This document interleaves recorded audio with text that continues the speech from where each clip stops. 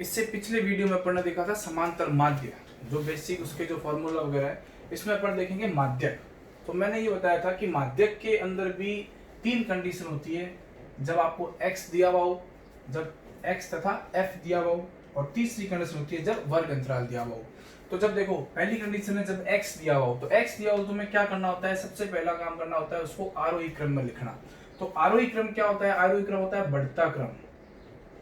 बढ़ता हुआ जो क्रम होता है वो क्या कहलाता है, आरोही क्रम कहलाता है। बढ़ता हुआ क्रम मतलब ये हो गया कि सबसे पहले उसमें छोटी संख्या आएगी, उसके बाद धीरे धीरे संख्याएं बड़ी होती जाएगी और लास्ट में सबसे बड़ी संख्या आएगी, होता है बढ़ता हुआ क्रम। तो पहला काम करना है तुम्हें आरोही क्रम में लिखना, जो भी तुम्हें वंटन, प्रेक्षण, आंकड़े, एक्स जो भी तुम्हें दे रखा है उसको तुम पहले किस में लिखोगे, आरोही क्रम में लिखोगे। और दूसरा क्या होता है, उसके पदों की संख्या। पदों की संख्या को क्या कहते हैं अपन, एन कहते हैं। पदों की संख्या क्या कहते हैं, एन। तो ये दो काम तुम्हें इसमें पहला ध्यान में रखना होता है, पहला आरोही क्रम और दूसरा पदों की संख्या। फिर पदों की संख्या के हिसाब से माध्यक जो होता है, पदों की संख्या दो प्रकार की होती है इसके अंदर, एक होती है सम संख्या और दूसरी होती है विषम संख्या। सम और विषम।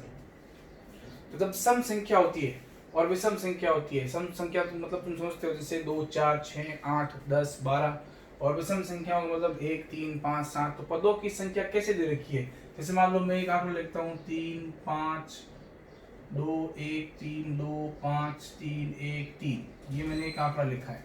तो इसमें सबसे पहले तुम क्या करोगे, इसको आरोही क्रम में लिखोगे। आरोही क्रम जैसे अपन एक है, अब इसमें कोई अंक जितनी बार आया हुआ है तुम्हें उतनी बार इसको लिखना है। जैसे एक कितनी बार रखा है, 2 बार रखा है, तुम उसको 2 बार लिखोगे। दो बार आया हुआ है तो तुम उसको 2 बार लिखोगे। 3 कितनी बार आया हुआ है, 1, 2, 3, 4 बार आया हुआ है तो इसको तुम 4 बार लिखोगे। उसके बाद जैसे मान लो 5 है तो 5 कितनी बार, 2 बार है। तो संख्या काउंट कर लो, 1, 2, 3, 4, 5, 6, 7, 8, 9, 10। 1, 2, 3, 4, 5, 6, 7, 8, 9, 10। इसका मतलब सही है, करेक्ट है। तो ये इसका आरोही क्रम हो गया। आरोही क्रम में लिखने के बाद अब तुम्हें देखना है इसके पदों की संख्या मतलब एन। एन का मान क्या आ रहा है, एन का मान सम आ रहा है या एन का मान विषम आ रहा है। सम आ रहा है तो क्या करोगे, इसका फॉर्मूला है n/2 प्लस n/2 वा पद प्लस n/2 प्लस 1 वा पद बटा 2। ये इसका फॉर्मूला होता है। सम संख्या आने पर मध्य कैसे निकलता है, n/2 वा पद प्लस n/2 प्लस 1 वा पद बटा 2। और विषम संख्या आने पर क्या होता है, n प्लस 1/2 वा पद। ये इसका तरीका होता है जब आपको x दे रखा होता है। x दे रखा हो तो पहला काम आरोही क्रम में, आरोही क्रम के बाद पदों की संख्या। पदों की संख्या में तुम्हें दो चीजें देखनी है, सम संख्या और विषम संख्या। यदि सम संख्या है तो फॉर्मूला लगाओगे n/2 वा पद प्लस n/2 प्लस 1 वा पद बटे में 2। यहाँ पे n क्या है, n पदों की संख्या है। जैसे मान लो 10 है, 12 है, जो भी है। जैसे मान लो ये क्वेश्चन है, इसके अंदर 10 है तो n की वैल्यू कितनी हो जाएगी, 10 हो जाएगी। तो यहाँ आ जाएगा 10/2 वा पद प्लस 10/2 प्लस 1 वा पद। समझ में करके हो जाएगा, देखो 10/2 वा पद प्लस 10/2 प्लस 1 वा पद बट्टे में 2।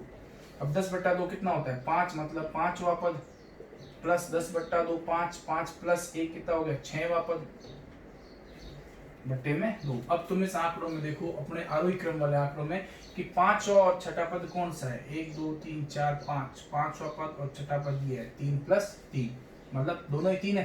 तो हो जाएगा 3 + 3/2। 3 और 3 कितने हो गए, 6/2। 6/2 कितना आएगा, 3। तो इसका माध्य कितना निकलेगा, 3 निकलेगा। तो ये होता है सम संख्या जब दे रखी हो, जैसे सम संख्या आ जाए। और विषम संख्या हो तो n + 1/2 वा पद। आई बात सुन। तो ये इसकी पहली कंडीशन होगी जब x दिया हुआ होता है, तुम्हें समझ में आ गया होगा। और दूसरी इसकी जो कंडीशन है,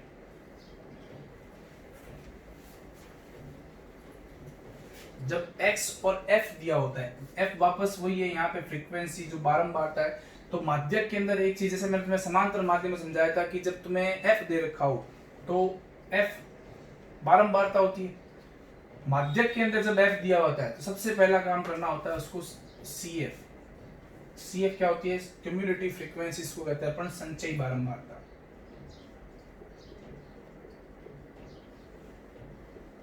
क्या कहते हैं, संचयी बारंबारता। तो पहले इसका काम क्या करना होता है, CF निकालना। अब CF हमेशा F से निकलती है, इस बात का भी ध्यान रखें। कैसे, ये मैं क्वेश्चन में दूंगा। सबसे पहला काम होता है CF निकालना।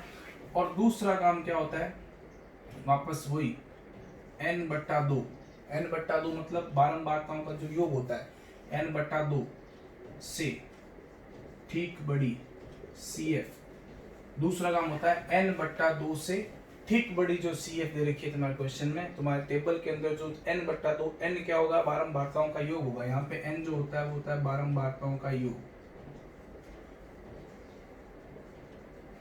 बारंबारताओं का योग। तो बारंबारताओं का योग मान लो 50 आ रहा है, तो 50 बट्टा क्या करोगे 2, 50/2 कितना होता है 25। तो तुम क्या करोगे 25 से ठीक बड़ी CF देखोगे अपने कॉलम में। तो 25 से ठीक बड़ी जो CF होगी उसी के सामने x का जो मान होता है वही उसका क्या होता है, माध्यक होता है। आई बात सुन में। और इसकी तीसरी कंडीशन होती है, अभी मैंने समझाया था तुम्हें, तीसरी कंडीशन जब तुम्हें वर्ग अंतराल दे रखा हो।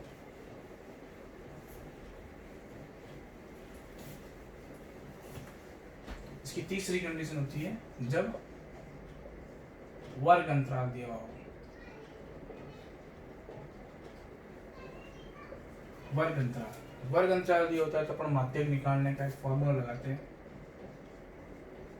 L plus n/2 minus CF/F into H। ये फॉर्मूला होता है जब आपको वर्ग अंतराल दिया होता है। वर्ग अंतराल दिया होता है तो माध्यक का फॉर्मूला होता है L plus n/2 minus CF/F into H। यहाँ पे L क्या होता है, L होता है माध्यक वर्ग की निम्न सीमा। यहाँ पे L क्या होता है, माध्यक वर्ग की निम्न सीमा, जो भी तुम्हारा माध्यक वर्ग दे रखा होगा। दूसरा N क्या होता है, N होता है बारंबारताओं का योग, अभी बताया था मैंने, बारंबारताओं का योग। CF क्या होती है, CF L हो गया माध्यक वर्ग की निम्न सीमा, N हो गया बारंबारताओं का योग।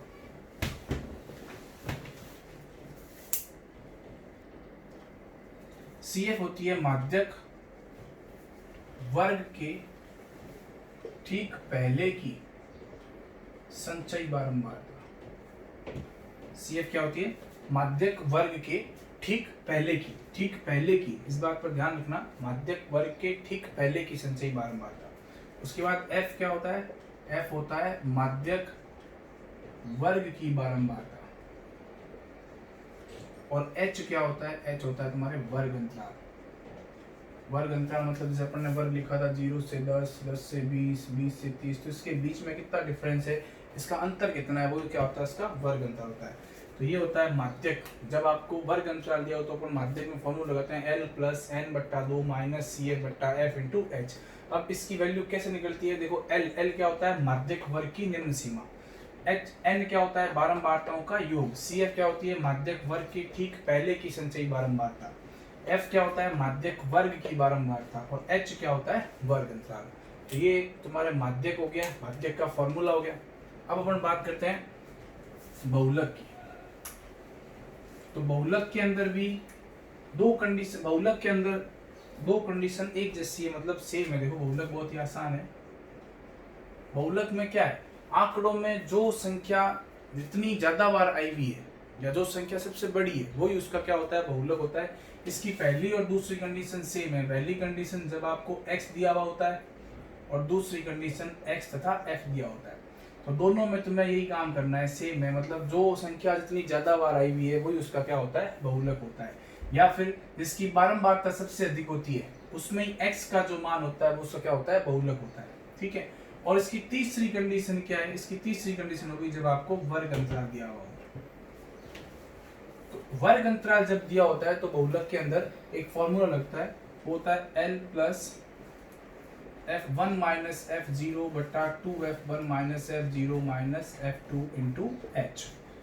ये फॉर्मूला लगता है जब वर्ग अंतराल दे रखा हो, L plus F1 minus F0/2F1 minus F0 minus F2 into H।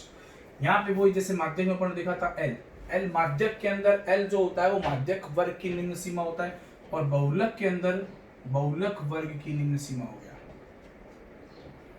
बहुलक वर्ग की निम्न सीमा।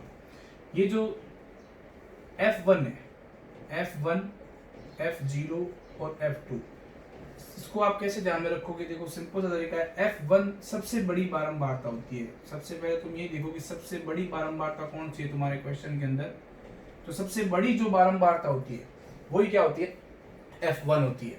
और 0 और 2 के तुम ये चीज ध्यान में रखो कि 1 से पहले क्या आता है, 0 आता है, और 1 के बाद में क्या आता है, इसके क्या आता है, 2 आता है। तो 0 कैसे ध्यान में रखोगे, F1 सबसे बड़ी बारंबारता हो गई, तो F0 क्या होगी, F1 से पहले वाली होगी। तो सबसे बड़ी बारंबारता के ठीक पहले की बारंबारता वो F0 हो गई। और F2 क्या होती है, 1 के बाद आता है, 2 क्या आता है, 1 के बाद। तो सबसे बड़ी बारंबारता